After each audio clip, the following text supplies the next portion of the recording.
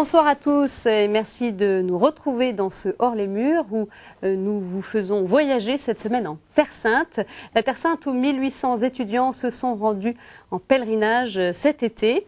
Une initiative originale des évêques de France. Pendant 10 jours, les jeunes sont allés aux sources de la foi dans les hauts lieux bibliques en partant du désert de Negev dans le sud d'Israël jusqu'à Jérusalem. Deux de nos journalistes ont couvert l'événement. Alors pendant près d'une heure, on reviendra sur les enjeux et temps forts de ce rassemblement, le premier du genre organisé par l'Église de France. Pour nous en parler, le coordinateur national du pèlerinage, le Père Benoît Tsinetti, est avec nous. Père, bonjour. Bonsoir. Merci d'être avec nous. Alors vous serez présent tout au long de l'émission.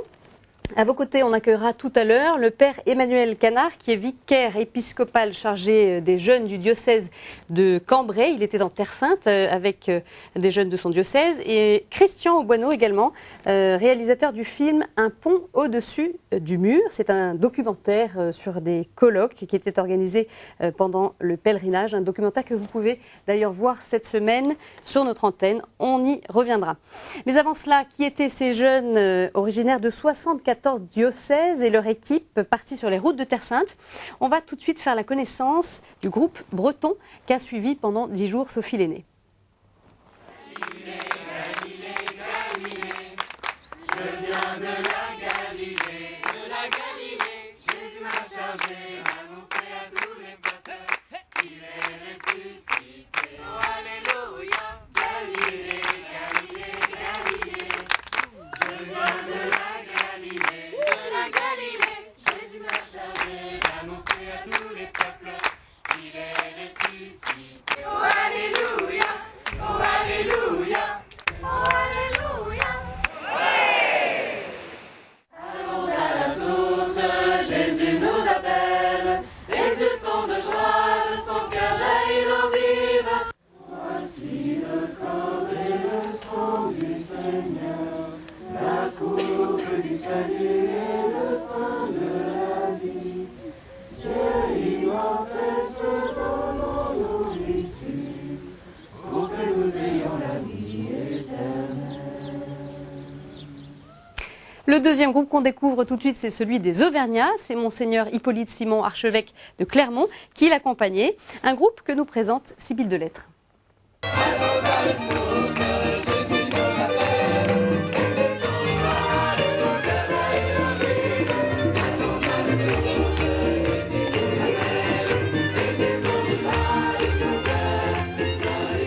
Ici le 27 juillet, lundi, il fait un temps brumeux, nous sommes en compagnie de 1500 jeunes, et oui, 1600 exactement.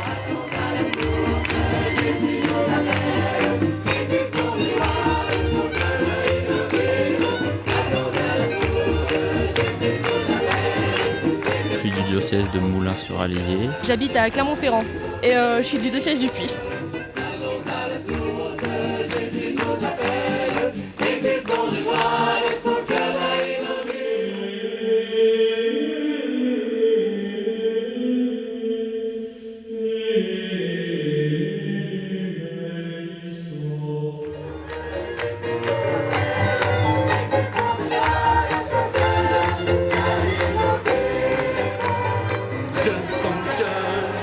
Jaillit l'eau vive, nous irons puiser pour l'éternité. C'est aux sources!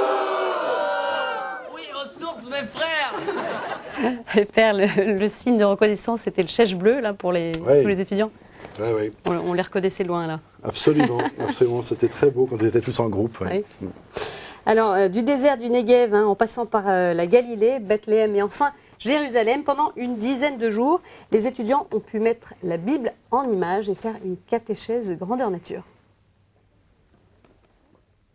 Allez à la source, voilà le défi que s'étaient lancés les étudiants en Terre Sainte.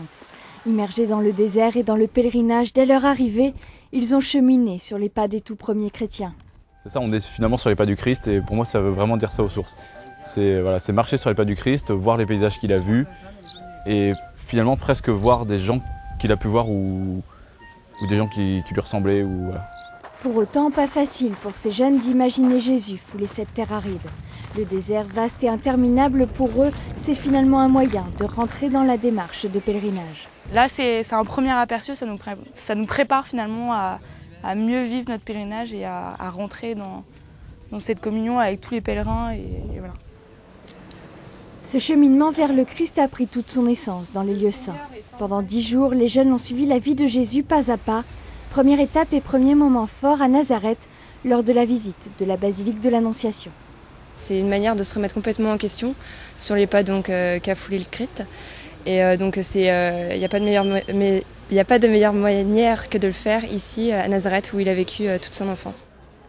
Tout au long du Pélé, tous ont été touchés, chacun à leur manière. Pour Mathilde, une étudiante du groupe Auvergnat, le moment le plus fort a été sans conteste la visite de la basilique de la Nativité à Bethléem.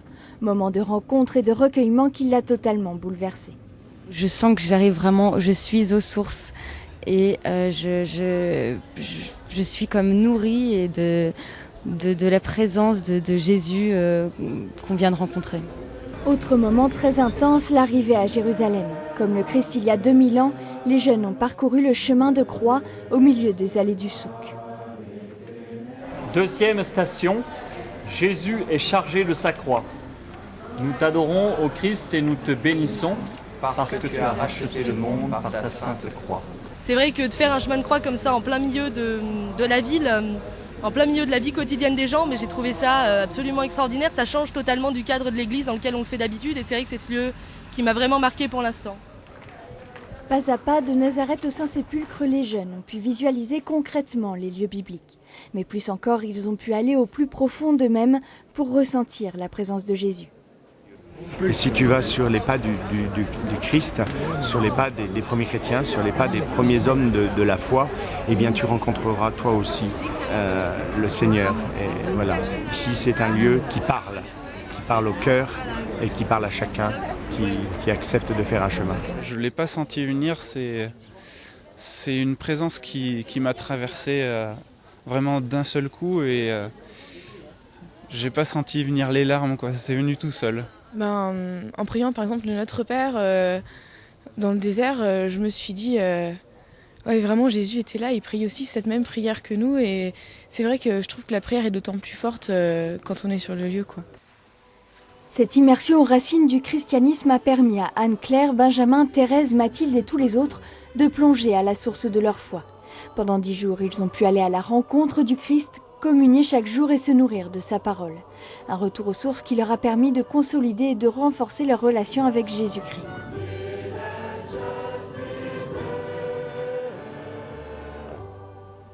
Alors Père Benoît Tinetti, pourquoi ce thème, aller aux sources? C'est quoi ce thème? Le psaume 87 se termine par cette phrase « Tous ensemble, ils dansent et ils chantent en toi toutes nos sources ».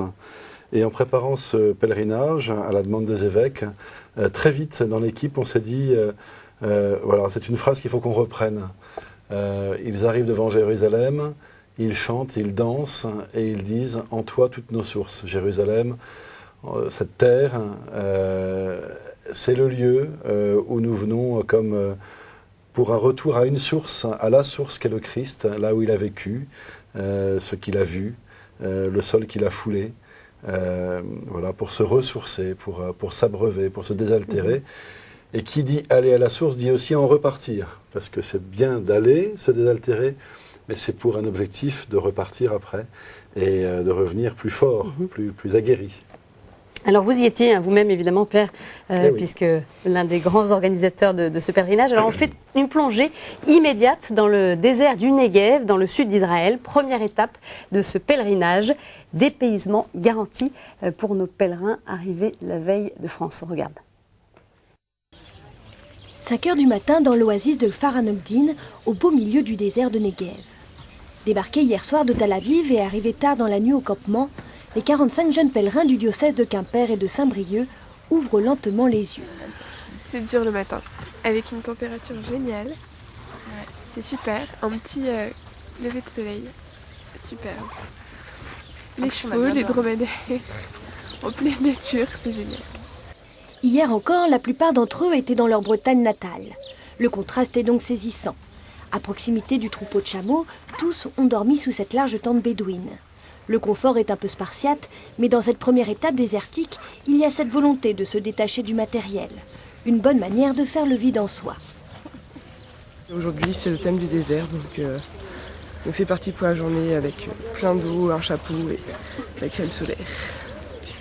Les derniers préparatifs du matin finis, direction la sortie du bivouac pour entamer une longue marche dans ce désert où a sillonné Abraham. C'est ici que le prophète aurait entendu l'appel de Dieu. Avant d'arpenter cette terre biblique, moment de communion et de recueillement pour nos Bretons. Ton peuple a pris la route, au désert ils t'ont tant cherché.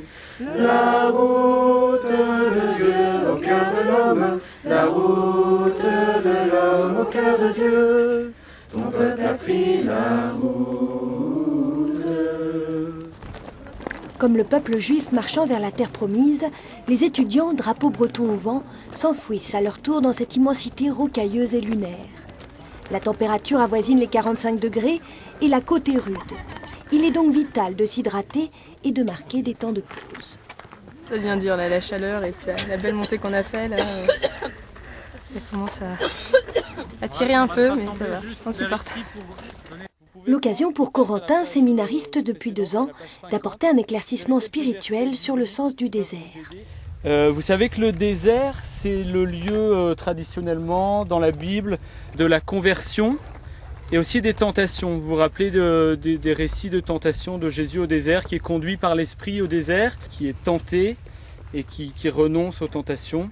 Donc on a quelque chose de cette expérience-là à vivre. Et dans nos carnets, justement, on a 2 questions là qui nous sont posées pour réfléchir.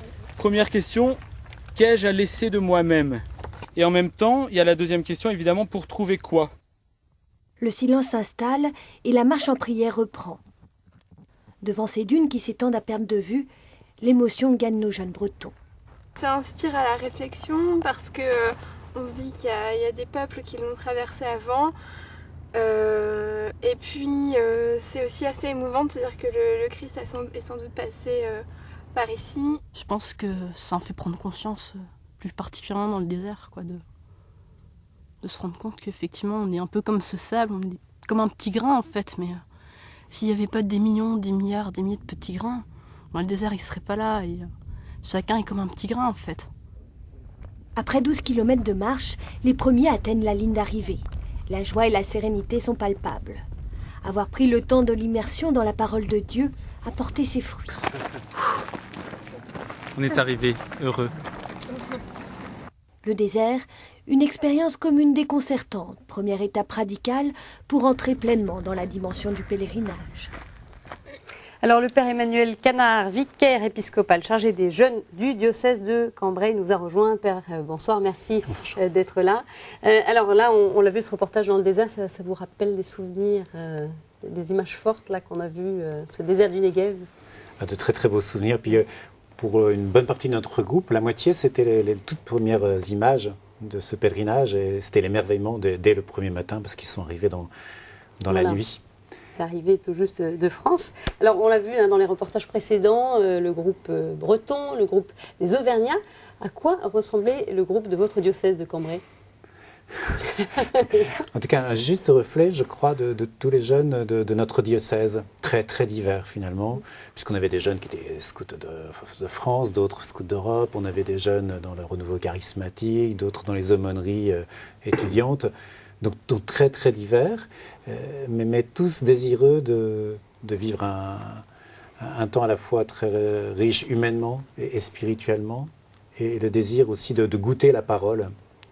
C'est vraiment cette intuition-là, cette idée de retour aux sources, de retour à la parole qui nous a séduit dans la proposition des évêques et de l'équipe nationale. Vous y avez tout de suite souscrit à cette proposition-là? Ah oui, alors je n'ai pas eu le choix parce que notre évêque, il était l'un des Monseigneur Gagné est passionné de Terre Sainte. Voilà, c'est ça, à vouloir partir. Voilà. D'accord. Et la formule de l'équipe nationale était très, très attrayante, à la fois des grands rendez-vous, des grandes célébrations, des colloques, et en même temps une liberté laissée à chaque diocèse. On le verra d'ailleurs, Monseigneur Garnier, un peu plus tard, dans un des reportages, justement, en train de... C'est une figure incontournable du pèlerinage. Voilà. Guide des pèlerins. Alors, comment votre diocèse a mobilisé les jeunes? Qu'est-ce qui s'est fait? Vous avez fait je sais pas, des annonces pendant les messes? Vous avez rencontré des jeunes d'une façon ou d'une autre pour les mobiliser? Ah oui, de toute évidence, aujourd'hui, il faut vraiment y aller, aller hein. vers les jeunes, Ouais. donc par les aumôneries étudiantes, mais par les mouvements, Mhm. et aussi des jeunes qui sont allés au JMJ, font confiance aux grandes propositions nationales. Je pense qu'on n'avait pas ça il y a quelques années, mais donc ce qui vient de l'équipe nationale, enfin de Paris, enfin de tous les évêques est crédible. Des évêques, Donc, ouais. voilà, et après, c'est le bouche à oreille au fur et à mesure de la préparation dans l'année. Alors, qu'est-ce qui a été fait pour préparer ce pèlerinage de votre point de vue? Est-ce qu'il y a eu des opérations, même pour aider au financement du voyage? Parce que c'était quand même pas donné, hein, c'était près de 1 000 euros, si mes souvenirs sont bons. 960. 960, donc il fallait quand même pouvoir le faire. Oui, alors on a des messages par Internet, donc on avait un lien qui nous permettait de préparer les jeunes aussi dans l'année. On reprenait des fiches aussi qui nous avaient été données par l'équipe nationale. On a eu 2 week-ends, donc un premier pour aider les jeunes à mieux découvrir la Bible, qu'ils ne connaissent pas très très bien, à prier avec la Bible. Donc il y a un frère Carme qui est venu nous préparer. On a eu un second week-end aussi, beaucoup plus géopolitique. Expliquer la situation complexe en Terre Sainte, qui est plus complexe que ce que les jeunes en perçoivent généralement. Et on a aussi d'autres propositions, par exemple de la vente de bière, de la bière ch'ti. Voilà, ah ben voilà. Frapper de l'étiquette aux sources. Absolument. Ça, je me Ah, souviens. il y avait des étiquettes aux sources. Ah, ils ont fait une vente de bière. Ah oui, remarquable. Ça a permis de récolter un peu des fonds pour aider les jeunes à partir. Oui. Alors, il faut préciser aussi qu'il y a 3 séminaristes qui ont fait le pèlerinage de votre diocèse. Et comment est-ce qu'eux ont vécu cette expérience au milieu de tous les autres étudiants? Alors, Ils vous en ont parlé après? François, Jean et Mathieu, je crois qu'ils étaient tout heureux de faire profiter nos jeunes pèlerins de ce qu'avaient vécu les 15 jours Parce qu'ils étaient partis un peu plus tôt, en fait. Voilà, les séminaristes de la province de Lille étaient en pèlerinage et puis en études bibliques. D'accord.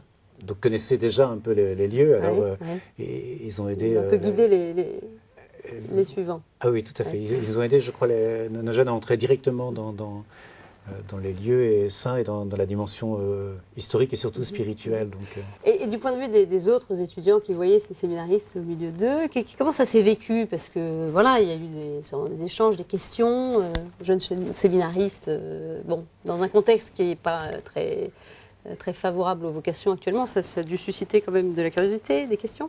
Alors, ils ont découvert, je crois, que les séminaristes, puis notre évêque, ce sont des personnes aussi comme toutes les autres, qui ont soif, qui ont faim, qui savent rire, qui savent faire la fête. Nos séminaristes dansent très très bien et en même temps très, très profond et très spirituel. Quoi. Parce qu'ils ont une image un peu désincarnée du séminariste qui doit être tout à fait hors du monde et très recueilli. Et peut-être un peu ennuyeux. Les nôtres ne le sont pas du tout. C'était ça aussi, Père Benoît, est-il un peu la démarche de ce pèlerinage, de faire se rencontrer des futurs prêtres, des séminaristes avec des jeunes. Ça peut aussi montrer des voies, des chemins. C'est-à-dire plus largement, c'était effectivement permettre aux jeunes chrétiens de se rencontrer les uns les autres. Oui. Et de prendre conscience qu'ils ne sont pas tous ni dans le même moule, ni avec les mêmes présupposés sociaux, politiques, même spirituels. Voilà, et c'est ça qui était... Moi, je dois dire que pour moi, la première grande émotion de ce pèlerinage, ça a été quand tout le monde s'est retrouvé au bord du lac de Tibériade, où tous les groupes se sont retrouvés là, et où on s'est rendu compte, parce que nous, on n'avait pas de vision précise des groupes, on en avait croisé l'un ou l'autre, et où on s'est rendu compte qu'il y avait un véritable mélange. Ce n'était pas un groupe qui était homogène. Voilà. Une question sur vous, les images fortes, Père Canard, que vous retiendrez de ce pèlerinage en Terre Sainte. Qu'est-ce qui vous vient à l'esprit, là? Alors, la première partie, puisque nous étions au désert et en Égypte. D'accord. Donc, la première image... les jours précédents. Voilà, pour une partie du groupe, donc c'est l'adoration qu'on a eue au Sinaï, tôt le matin. L'image aussi de l'Eucharistie au lac de Tibériade, alors là, c'était magique. On le verra effectivement dans un reportage. Une grande communion. Je pense que le Christ serait arrivé en barque et personne n'aurait été étonné. Ils le suivaient tous. Voilà. Une autre image quand même plus dure, c'est le mur de... le mur de séparation. Qui a provoqué chez beaucoup de jeunes beaucoup d'émotions et de tristesse, véritablement. Ça pesait beaucoup, notamment quand nous étions à Bethléem, ou lors du colloque, des jeunes étudiantes ont dit que c'était une prison à ciel ouvert. Ça nous a beaucoup marqué. Juste pour terminer, Père Canard, la suite de ce pèlerinage, c'est quoi? Qu'est-ce qui va se passer à Cambrai pour vous, pour les jeunes? Alors, ce pèlerinage nous aura aidé à préparer une année de la parole qu'on va vivre donc l'année prochaine sur le livre des Actes des Apôtres. Donc c'est une merveilleuse suite à tout ce qu'on a pu vivre en Terre Sainte. Et on espère aussi développer des groupes de lecture de la Bible, de la parole de Dieu, justement dans le cadre de cette année. Je crois que plusieurs ont pris goût à la parole de Dieu. Merci beaucoup, Père, de nous avoir rejoints.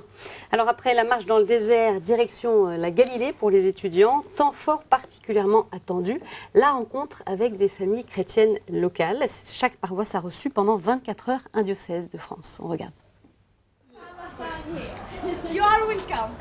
I'm Sulafa. Sulafa Alban. Autre étape de ce Pélé, la découverte des chrétiens de Terre Sainte. Nos jeunes Auvergnats ont donc passé 2 jours chez l'habitant dans la paroisse Melkite de Derana. Saint-Jean-de-Dieu et Alban ont été accueillis dans la famille de William et Sulafa pour la nuit. Une bouffée d'air et de détente après 4 jours de bivouac. Non, c'est super. Je viens de lui dire que dormir dans un lit, on va être content. Je me sens un peu bien comme chez moi. Le temps d'une soirée, Alban et Saint-Jean ont découvert les coutumes locales, à commencer par le sens de l'accueil inégalable de ces chrétiens. Ce qui m'a beaucoup plu, c'est l'importance qu'ils accordent à notre visite, notre présence dans leur maison. William a même informé son oncle. Autour d'un grand repas, chacun discute et partage sa vie, malgré quelques difficultés pour se faire comprendre.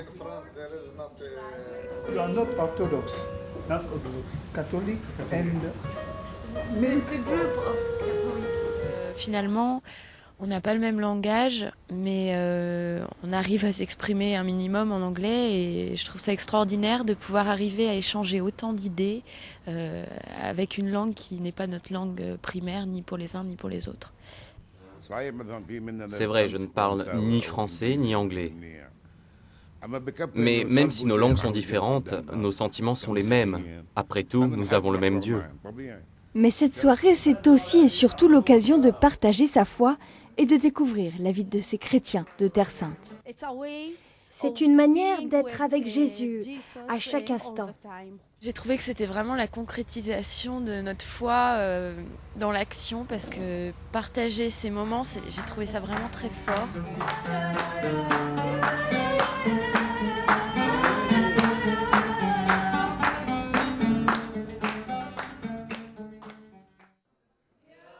Un partage qui s'est poursuivi le lendemain. Alban et Saint-Jean ont retrouvé le reste du groupe ainsi que tous les paroissiens de Derana à l'église pour la messe dominicale, célébrée en arabe et en français selon le rite traditionnel melkite.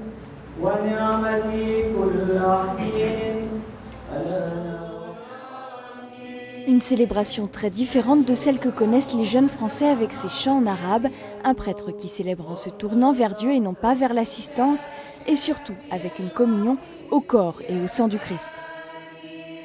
J'ai pas compris grand chose, mais ils chantent beaucoup, c'est des très beaux chants. Enfin, moi j'ai beaucoup aimé les chants, mais bon après la communion ça change aussi, c'est assez bizarre. Une découverte surprenante pour ces jeunes habitués à la liturgie romaine. Mais que ce soit les Français ou les paroissiens de Derana, tous sont ravis d'avoir vécu ce moment de partage. Aujourd'hui, c'était une fête pour nous parce que nous avons l'intérêt que l'Église de France connaisse bien qu'il existe des Arabes chrétiens ici en Terre Sainte. Que nous sommes les fils, nous pouvons dire que nous sommes les fils des apôtres. Et nous sommes la continuation de la présence de l'Église mère en Terre Sainte. Ces 2 jours auront finalement permis aux jeunes au milieu de ce pèlerinage d'appréhender concrètement la réalité de la vie des chrétiens de Terre Sainte. Un moment de communion intense pour ne pas oublier que depuis 2000 ans, des hommes et des femmes suivent les pas du Christ sur cette terre. Autre décor, autre étape de ce pèlerinage, l'arrivée dans Bethléem, ville symbole des tensions entre juifs et palestiniens. Un colloque sur le thème « Avoir 20 ans à Bethléem » y était organisé. De l'autre côté du mur, à Jérusalem, c'est sur la question du vivre ensemble que les jeunes ont réfléchi. L'occasion pour les pèlerins de mieux comprendre les difficultés quotidiennes des habitants de la région.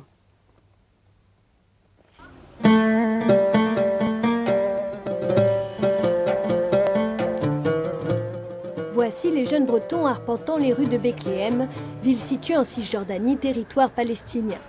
Cette ville sainte, connue pour être le lieu de naissance de Jésus, est aussi une ville encerclée par le mur de séparation érigé par Israël en 2002. Un mur symbolisant les tensions les plus exacerbées entre les Israéliens et les Palestiniens. Et c'est bien là l'un des enjeux de ce pèlerinage. Montrer à ces jeunes Français la complexité de ce conflit qui oppose ces deux peuples. Direction le camp de réfugiés d'Aïda. Ici vivent 5000 habitants originaires de 43 villages rasés par les forces israéliennes lors de la création d'Israël en 1948. Une association qui a pour but d'améliorer le quotidien des enfants de ce camp profite de la visite de ces jeunes chrétiens pour attirer leur attention sur les conditions de vie délicates des Palestiniens.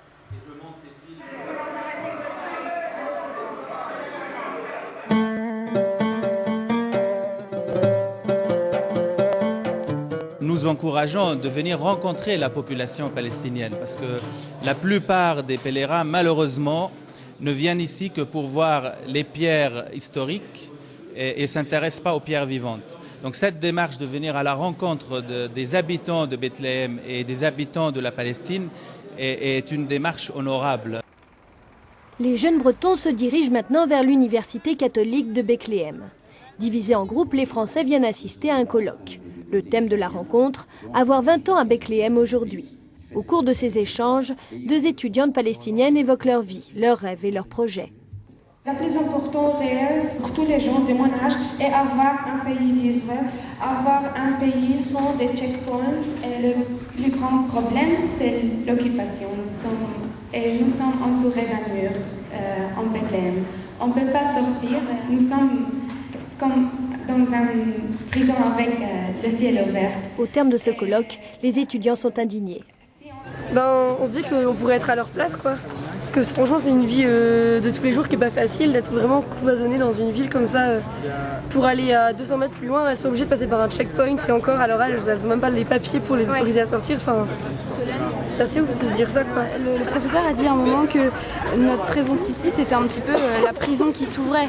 Parce qu'on leur montre qu'on ne les oublie pas. Ou alors que si on n'y pensait pas, on les oubliera plus maintenant en fait. Mais pour avoir une vision plus objective du conflit, un deuxième colloque est organisé de l'autre côté du mur, à Jérusalem. Le thème de ce débat, comment vivre ensemble. L'occasion de faire entendre le point de vue israélien et de lancer un appel à la paix. Aimer les Palestiniens, aimer ces deux peuples. Il faut être déchiré dans la recherche de comment vivre ensemble. Lors de ces 2 colloques, nous avons eu l'occasion d'avoir des échos différents et nous avons pu percevoir la complexité vraiment de la réalité sur place. Et du coup, au retour en France, je pense que les étudiants, tout comme moi je le suis depuis que je suis venu ici il y a 2 ans, on est beaucoup plus à l'écoute, beaucoup plus attentif à ce qui se passe ici sur les territoires de la Terre Sainte. Et donc investis d'une mission, celle de faire prendre conscience à leur entourage de cette triste réalité. Christian Auboineau nous a rejoint sur ce plateau. Christian, bonsoir. Bonsoir. Merci d'être avec nous. Alors une question avec vous, père de Sinetti. Vous avez travaillé ensemble pour l'organisation de ces colloques de Bethléem et de Jérusalem. Comment ce projet est né? Eh bien, en fait, quand on organise un pèlerinage en Terre Sainte, on est toujours frappé par la manière dont les gens qui découvrent pour la première fois cette terre réagissent à la violence qu'ils peuvent y découvrir. Il y a la violence qu'on en connaît parce qu'on l'a reçue auparavant par les images de télévision, l'actualité, etc. Il y a ce qui apparaît sur place, l'armée, le mur, les séparations, etc. Alors comment faire pour que les étudiants qui partent dans ce cadre aux sources puissent ne pas en rester uniquement à une découverte de la violence, point barre. Voilà. Comment les faire réfléchir, comment leur faire comprendre ce qui se passait là-bas. Voilà l'idée, voilà ce qui a provoqué une réflexion qui a mené à ces colloques. D'accord. C'était un souhait des évêques, ça, d'initier Le souhait des évêques, c'était que ce soit un pèlerinage universitaire, étudiant. Et donc, c'est aussi prendre en compte la dimension universitaire que d'organiser des colloques dans des universités. D'accord. Christian Auboineau, alors, vous êtes inscrit dans cette démarche, puisque le père Benoît Sinetti est venu vous proposer de travailler avec le diocèse de Paris pour organiser cette initiative et l'Église de France. Est-ce que pour vous c'était une démarche politique ou religieuse? C'était une démarche particulière parce qu'effectivement, quand Benoît m'en a parlé, c'était voilà, on organise un pèlerinage en Terre Sainte et on voudrait organiser deux colloques à l'Université de Bethléem et un au Palais des Nations à Jérusalem. De quoi doit-on parler? Comment organiser ces colloques plutôt d'ouverture? Donc c'était d'abord une interrogation de savoir si effectivement il était possible d'organiser deux colloques avec 1700-1800 étudiants français dans une situation aujourd'hui qui est totalement bloquée du dialogue entre les Israéliens et les Palestiniens. Comment est-ce que vous y êtes pris alors? Bien, on est allé petit à petit. D'abord, on s'est dit on va surtout pas faire un colloque sur la paix, parce que qui sommes-nous pour parler de la paix à la place des Palestiniens et des Israéliens? Et au final, on a organisé deux colloques sur la paix. C'est le sentiment que vous avez eu. C'est clair. Père aussi, vous êtes d'accord avec ce? Oui, mais avec cette petite précision que, évidemment, il était question de la paix, mais il n'était pas question pour nous d'arriver en assénant aux uns et aux autres ce qu'ils devaient faire pour vivre en paix. Voilà. Et comment est-ce que vous avez évité, vous, que le pèlerinage ne soit instrumentalisé politiquement? Parce que c'était le risque. Oui, c'était le risque.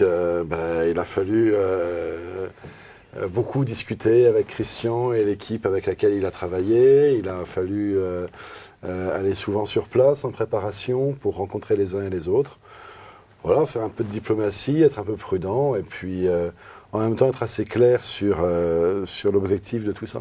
Et l'objectif, alors pour vous, Christian Bueno, c'était quoi? L'objectif avec Hubert Irien qui a organisé avec nous ces deux colloques, je dirais que c'était presque une reconnexion, c'est-à-dire qu'on a beaucoup entendu parler du processus de paix au moment des accords d'Oslo en 1993, et puis il y a eu une succession de drames, l'assassinat de Rabin, l'arrivée de Netanyahou et un certain nombre d'épisodes de guerre, la deuxième intifada, etc., qui ont fait qu'aujourd'hui, on regardait la situation au Moyen-Orient en se disant, bon, c'est foutu, c'est foutu.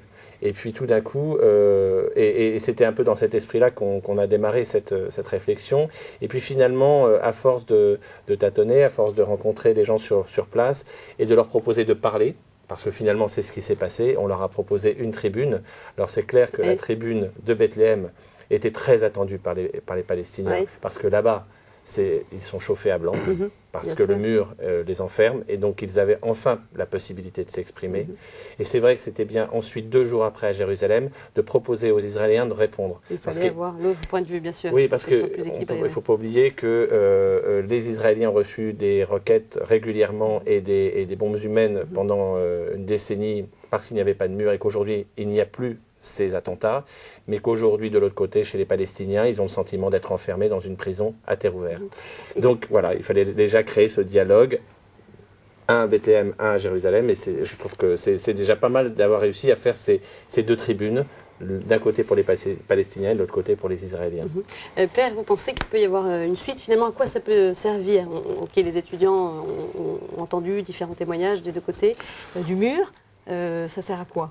À réfléchir, à essayer de mieux s'informer, de ne pas tout gober comme on vous le fait avaler, et puis d'avoir un regard critique. Je pense et les chrétiens peuvent agir par rapport à cette situation complexe qui se passe là-bas? Ils ont une responsabilité? Chacun agit avec ce qu'il est et ce qu'il a. Donc on n'est pas des chefs d'État, on n'est pas des chefs militaires. Donc c'est une autre manière d'agir. Je pense que y aller, c'est déjà une action. Aller là-bas, et d'ailleurs, c'était frappant, à Noël l'année dernière, souvenez-vous, il y avait eu les événements autour de la bande de Gaza, et donc on était en plein préparatif du pèlerinage, et alors à ce moment-là, tout explose là-bas, donc les gens disent est-ce qu'il faut y aller, est-ce qu'il ne faut pas y aller, la guerre, pas la guerre, etc. Et les évêques de Terre Sainte nous ont envoyé des messages très clairs en disant « Venez, venez, venez, il n'y a pas de risque, venez, on a besoin de vous », parce que le fait que des jeunes chrétiens viennent là, c'est un signe que même si vous ne croyez pas à la paix, nous y croyons. C'est-à-dire même si vous, les habitants de cette terre, vous ne croyez plus à la paix, nous qui venons vous voir, c'est que nous y croyons. Donc c'est déjà un premier geste. C'est un geste important, oui. Merci Christian Bueno d'être venu. Je rappelle que votre documentaire « Un pont au-dessus du mur » est diffusé cette semaine sur KTO. Merci. Les 1800 étudiants partis en Terre Sainte ont répondu à une invitation des évêques français. Une vingtaine d'entre eux étaient du voyage. La plupart des étudiants d'ailleurs ne connaissaient pas leur évêque. Ce pèlerinage a été l'occasion de tisser des liens, comme nous l'explique Sybille Delettre. Les jeunes d'Auvergne et de Cambrai ont eu la chance de partir en Terre Sainte avec leur évêque. Deux personnalités et deux façons de vivre le pèlerinage. D'un côté, l'évêque de Cambrai et ses jeunes, Monseigneur Garnier les connaît bien puisqu'il les côtoie tout au long de l'année. Qu'est-ce qu'il ne faut pas faire? Nous, on passe toujours, on passe à toute vitesse les évêques. Et là, enfin, on nous donne la grâce pendant 10 jours d'être avec des jeunes de notre diocèse. C'est une chance, c'est une grâce à ne pas perdre. Passionné par Israël et son histoire, Monseigneur Garnier a emmené les étudiants 5 jours avant le début du Pélé en Égypte pour commencer leur marche sur les pas de Moïse. Une vraie grâce pour tous. 10 jours en Israël, c'était trop peu et qu'il y avait plein d'autres choses à voir, et notamment les pas de Moïse. Et c'était son envie de nous faire découvrir tout ça. C'est incroyable de voyager en Terre Sainte particulièrement avec lui. Véritable guide tant spirituel qu'historique durant ces 10 jours, Monseigneur Garnier a fait partager aux étudiants sa passion pour Israël. Mais sans jouer le professeur pour autant, soucieux de profiter de ces moments privilégiés, l'évêque a toujours été disponible et à l'écoute. Comme on dit souvent, c'est un peu notre grand-père. J'avais pris cette image de Monseigneur Garnier en tant qu'un berger qui rassemble ses brebis. Un berger qui n'a pas hésité à partager chaque moment sans exception avec ses jeunes. Pour les Auvergnats, les rapports ont été bien différents. Le groupe est en effet composé de 3 diocèses. Monseigneur Simon, évêque de Clermont, ne connaissait seulement que quelques jeunes.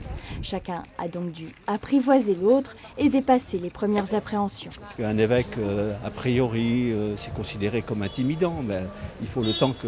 Mais avec la chaleur qu'il fait ici, la glace fond assez vite. Pour ces jeunes comme pour Monseigneur Simon, ce pèlerinage en Terre Sainte était une grande première.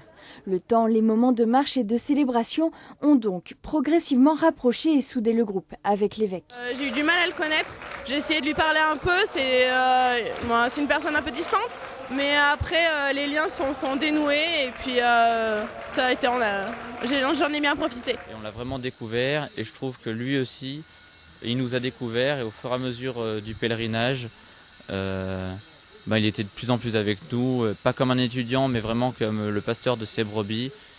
Les jeunes Auvergnats ont finalement trouvé en Monseigneur Simon un guide, une oreille attentive. Tous sont repartis ravis d'avoir pu partager une telle proximité avec un évêque. Il y a longtemps que je n'ai pas fait du shopping avec des demoiselles. Très contente qu'il y avait un évêque qui se joignait à nous. C'est un privilège. C'est vrai que pendant ces 10 jours, ça a été encore plus privilégié parce qu'il est vraiment très accessible. On peut vraiment aller lui parler comme n'importe quelle autre personne du groupe. Et c'est vrai que de ce côté-là, c'est très agréable de pouvoir lui parler quand on en a besoin. Et c'est vrai que ça a renforcé les liens, je pense. Pendant 10 jours, les jeunes Auvergnats et Cambrésiens ont pu renforcer les liens avec leur évêque. Pour eux, faire ce pèlerinage aux côtés du successeur des apôtres leur a permis de donner encore un peu plus de sens à leur marche vers le Christ. Leur père, pourquoi passer 10 jours avec son évêque? Et pourquoi pas? Pourquoi pas, c'est vrai. Parce que c'est les évêques qui avaient invité les jeunes à venir. Ouais. Donc c'était bien que ceux qui le pouvaient soient là. Moi, j'étais vraiment impressionné par la... Vous avez eu des échos des étudiants, des évêques, de ce qui s'est passé? Ils étaient très heureux, un peu intimidés, comme l'a dit l'étudiante tout à l'heure. Parce que forcément, on se fait de l'évêque une image souvent inaccessible. On le connaît peu, en plus. Mais très vite, ils se sont aperçus qu'en fait, un évêque, c'était évidemment d'abord un chrétien, mais aussi un prêtre. Et que pour les évêques, je pense que ça a été aussi très heureux comme moment de pouvoir se retrouver un petit peu, quelques jours, dans la peau d'un homme d'étudiant. Voilà, ça rappelait des souvenirs. Ouais. Alors pendant le pèlerinage, chaque groupe a suivi son programme propre, mais les jeunes se sont retrouvés pour plusieurs temps forts, dont l'un au bord du lac de Tibériade, un lieu emblématique bien sûr de la vie publique du Christ.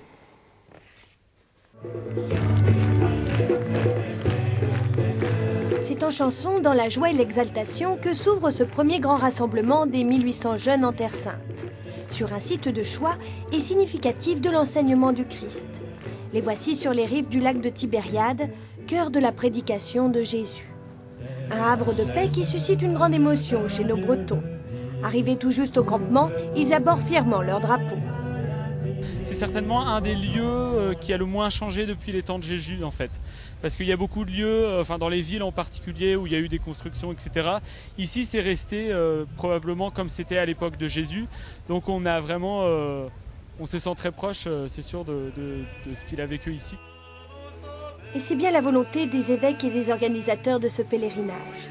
Réunir tous ces jeunes étudiants au bord de ce lac, là où les foules de Palestine se pressaient pour suivre et écouter Jésus. 2000 ans plus tard, c'est à leur tour de prendre part à une liturgie de la parole délivrée par Monseigneur Barbarin, archevêque de Lyon. Mais avant ce temps d'enseignement, place au recueillement. Face à ce coucher de soleil, des scènes bibliques évoquent plusieurs temps forts du ministère du Christ sur ces rives. Je suis originaire du même village que lui, pas très loin d'ici, un peu là-bas, plus loin là-bas, au-delà du lac. Il est charpentier. C'est le fils de Joseph et de Marie. Quand il est né, ils l'ont appelé Yeshua, ce qui veut dire le Seigneur sauve. Sa rencontre avec ses disciples, ou bien encore la pêche miraculeuse. Dans la vie et dans le cœur. Des mots qui donnent du sens. Puis, Monseigneur Barbarin entame sa catéchèse. Une longue homélie revisitant la vie de Jésus à la lumière des béatitudes. Lisez l'évangile de Saint Jean, c'est dans l'évangile de Saint Jean, chapitre 19. Et vous voyez que c'est une phrase mais essentielle, capitale. Et il dit, afin que toute l'écriture fût accomplie. Ah bon, toute l'écriture est là. Si l'évangile le dit peut-être. Afin que toute l'écriture fût accomplie, Jésus dit, j'ai soif. Les jeunes étudiants semblent conquis par cette expérience commune de la foi.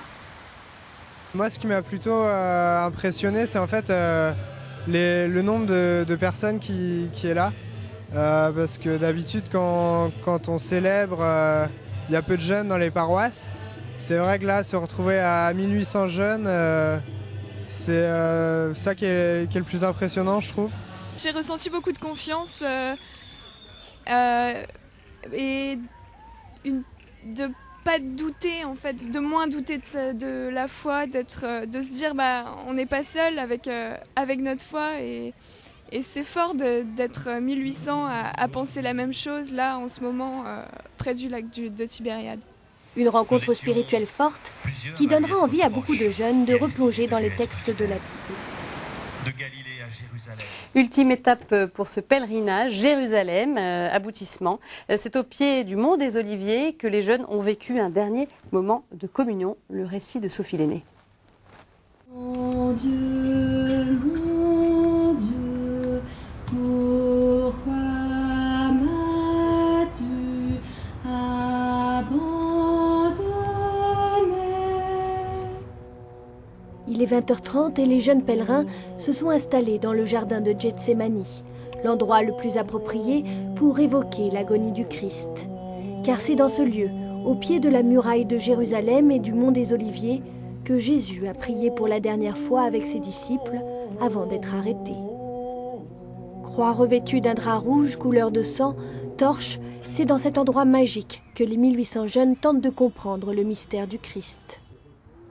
Entrer cette nuit lumineuse dans ce jardin avec le Christ, c'est le suivre dans sa traversée pascale de mort et de résurrection. Monseigneur Rivière, l'évêque d'Autun, va tout au long de cette cérémonie expliquer les textes de la Passion.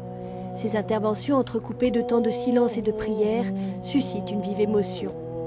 On est bouleversé par l'épaisseur, la profondeur du mystère qu'on célèbre ici, et de cette mémoire qui ressurgit dans nos cœurs, qui ressurgit dans nos propres vies. Et on se dit, mais la croix, c'est vraiment la croix du Christ. Voilà, il ne nous a pas aimés pour rire d'une certaine manière. Il a vraiment vécu cela.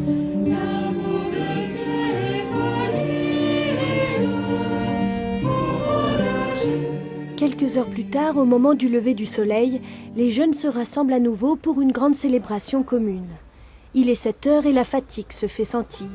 Mais tous gardent un souvenir vibrant de la cérémonie de la veille. Ma soirée de célébration de la Passion, c'était, j'ai essayé de comprendre ce mystère, quoi. C'est un tel mystère. Jésus est un mystère, c'est Dieu, mais la croix est un mystère. De le vivre ici, sur le lieu même où le Christ a pleuré, où le Christ a à verser des larmes de sang. C'est vraiment un moment intense et très fort dans une vie de foi, dans une vie de baptisé, dans une vie de chrétien. Mais célébrer ensemble la résurrection dans la ville 3 fois sainte est une consécration, tout un symbole. Durant ces 10 jours, ces jeunes ont cheminé sur les pas du Christ. Comme lui, ils finissent à Jérusalem. C'est le cardinal André XXIII, président de la Conférence des évêques de France, qui préside la cérémonie. Au cours de son homélie, il tient à adresser un message aux jeunes chrétiens. Chers amis, avec tous les évêques qui m'entourent, dans ce lieu où le pape Benoît XVI, il y a si peu de temps, a célébré lui-même l'Eucharistie, nous sommes en communion avec toute l'Église apostolique pour lancer dans ce 21e siècle qui commence la nouvelle mission d'annoncer la bonne nouvelle du Christ à toute la terre. Après le recueillement, place à la fête. Les jeunes reprennent tous en chœur l'hymne du pèlerinage « Allons à la source ». Une belle manière de finir en beauté cette aventure spirituelle. Père, alors, quand même, la première question, ce serait de vous demander, mais pourquoi aller jusqu'en Terre Sainte avec ces étudiants? Parce que vous auriez pu aller dans un lieu de rassemblement en France, par exemple. Il y a quand même tout un coût, une logistique lourde. Ouais. Pourquoi aller jusque là-bas? Parce que la Terre Sainte, elle a une puissance d'évocation que n'ont pas les autres lieux, même importants, de pèlerinage ou de rassemblement de jeunes chrétiens. Parce qu'on l'a dit souvent, la Terre Sainte, c'est comme un 8e sacrement. C'est-à-dire qu'être en ce lieu provoque dans le cœur du croyant, de celui qui cherche Dieu, quelque chose de très particulier. Et alors, les reportages l'ont montré abondamment et assez remarquablement. Et on voit bien que progressivement, le désert, la Galilée, Bethléem, Jérusalem, à chaque fois, les étudiants perçoivent un visage différent du Christ, une couleur, une odeur de l'évangile un peu différente de celle qu'ils avaient perçue auparavant. Et tout ça, voilà, provoque en eux quelque chose, on ne peut pas très bien dire quoi, mais dont on espère, après coup, que ça portera des fruits pour eux, pour l'Église et pour le monde. Et pour l'Église de France, là vous avez vécu une expérience de proximité ecclésiale? Ah, ça a été une expérience formidable, ouais, de proximité ecclésiale, de rencontre avec d'autres prêtres, d'autres responsables de la pastorale des jeunes dans d'autres diocèses. Le Père Canard qui était là tout à l'heure, par exemple, mais beaucoup d'autres aussi, de pouvoir partager ensemble sur ce que nous vivions comme aumônier d'étudiants, responsable de pastorale des jeunes, comme joie, et puis parfois aussi comme galère, comme pêche miraculeuse, mais aussi comme pêche difficile. Voilà. Ça marque le coup d'envoi d'autres rassemblements du même genre, vous pensez ? Je sais pas, c'était pas le but en tout cas premier. Si ça le fait, c'est très bien, mais le but n'était pas de créer une espèce de cycle de pèlerinage en Terre Sainte, nationaux, etc. C'était quoi la démarche première ? Je pense que dans le cœur des évêques, il y avait ce désir de permettre aux jeunes de pouvoir constater que l'Église qui rassemble des jeunes très divers, c'est l'Église du diocèse, c'est la paroisse, c'est le diocèse, où les chrétiens ne sont pas là par choix, parce qu'ils se sont choisis les uns les autres, mais parce qu'ils habitent dans le même endroit. Donc il fallait retrouver un peu cette identité diocésaine. Je pense que c'est important pour l'Église en France, pour les jeunes notamment, qui sont de plus en plus, vous savez, on nous segmente de plus en plus la population, on clive de plus en plus les uns et les autres, et c'est important que l'Église manifeste que l'Église ne veut pas, et tout l'inverse de cette segmentation, de ce clivage. L'Église, elle a vocation à accueillir l'ensemble de l'humanité, et les chrétiens doivent représenter cette diversité extraordinaire. Alors, est-ce que vous pourriez dire que c'était vraiment une expérience d'aumônerie nationale? Est-ce que ça s'est joué sur ce terrain-là, ou on est resté quand même vraiment dans des expériences locales, hormis les grands rassemblements? Ce qu'on a cherché à faire, parce que c'était aussi la demande des évêques, et ce qu'on a cherché à honorer vraiment, c'est cette réalité locale. Voilà. Nous, on a fourni des outils. Le mot d'ordre qu'on avait, c'était fabriquer des outils en communication, en logistique, en pédagogie, en liturgie, pour que les groupes puissent ou non les utiliser. C'est-à-dire qu'en fait, ce livret qui était le livret du pèlerin, il était proposé à tous l'ont reçu. Il y en a qui l'ont ouvert, qui l'ont bossé, et d'autres qui sont partis sur d'autres choses, parce que le prêtre ou l'évêque qui menait le groupe avait une autre perspective de thème pendant les journées, etc. Voilà, donc on n'était pas une espèce de soviet qui s'impose et qui dit, de politburo, qui contrôle tout et qui dit voilà ce que vous devez faire, à telle heure vous serez là, etc. Chacun a bâti son programme. D'accord. Ouais. Et vous êtes par ailleurs père responsable de la pastorale des étudiants d'Île-de-France. Ouais. C'est difficile de mobiliser aujourd'hui des jeunes, même des chrétiens qui ne sont pas forcément dans les églises. C'est quoi les grandes questions qui se posent aujourd'hui? Alors, on l'a vu sur peut-être des opérations fortes comme celle-là, ça mobilise, mais après, quand chacun repart dans son diocèse. Eh ben, je pense que ceux qui ont participé, en tout cas à ce pèlerinage, on a tous, je parle des pasteurs et des responsables qui les y avons amenés, on a tous la responsabilité de les en ramener, c'est-à-dire de leur permettre de manifester la joie, la puissance de découverte du Christ aujourd'hui. Celle qu'ils ont faite là-bas, il faut qu'ils puissent l'exprimer aujourd'hui. À nous de réfléchir avec eux et de ne pas les laisser repartir et puis que les choses se retombent dans l'ordinaire un peu médiocre. Alors avant de nous quitter, dernier moment, dernières impressions partagées par les étudiants auvergnats avec qui Sibylle Delettre a vécu ce pèlerinage. Jérusalem le 29 juillet. Les jeunes ont conclu leur pèlerinage avec la célébration de la résurrection. Dernier moment tous ensemble avant le départ. Nous avons vécu notre pèlerinage à Jérusalem. Nous avons vécu et célébré la mort et la résurrection du Seigneur. Nous l'avons suivi dans les lieux où lui-même l'a vécu.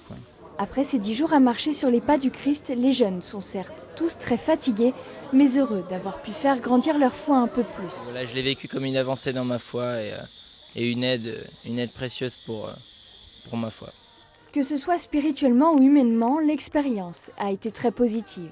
Les 40 jeunes de Clermont ont formé un groupe uni, soudé, malgré quelques déconvenues pendant le voyage. Le fait qu'il y ait eu des malades dans le groupe, que certains étaient à l'hôpital pendant plusieurs jours, on a bien vu qu'il y avait un groupe formé finalement et qu'il manquait des éléments au groupe. Tous ont voulu profiter au maximum des derniers instants. Avant de se coucher, beaucoup ont fait un détour par la terrasse, une sorte de revoir à Jérusalem. Bertrand, il est l'heure d'aller se coucher là. Bonne nuit les petits choux. Bertrand, tu vas te border là? Dernière étape de leur périple, le monastère d'Abou Ghosh, dernier moment de groupe et dernière Eucharistie avant le retour. C'est un peu un envoi, quelque chose que j'aurais à creuser mais qui se fera plus tard, pas forcément ici. Tous repartent regonflés à bloc, rassurés dans leur foi, mais il leur faudra probablement quelques mois pour prendre véritablement la mesure de ce qu'ils ont vécu ici. Voilà, c'est la fin de cette émission. Merci Père Benoît de Sinetti d'y avoir participé. Merci également à nos journalistes, Ophélie Lenné et Sibylle Delettre, qui ont réalisé tous ces reportages. Et bien sûr, si vous souhaitez retrouver ce Hors les Murs, je vous renvoie sur notre site ktotv.com. Très bonne semaine à tous. Au revoir.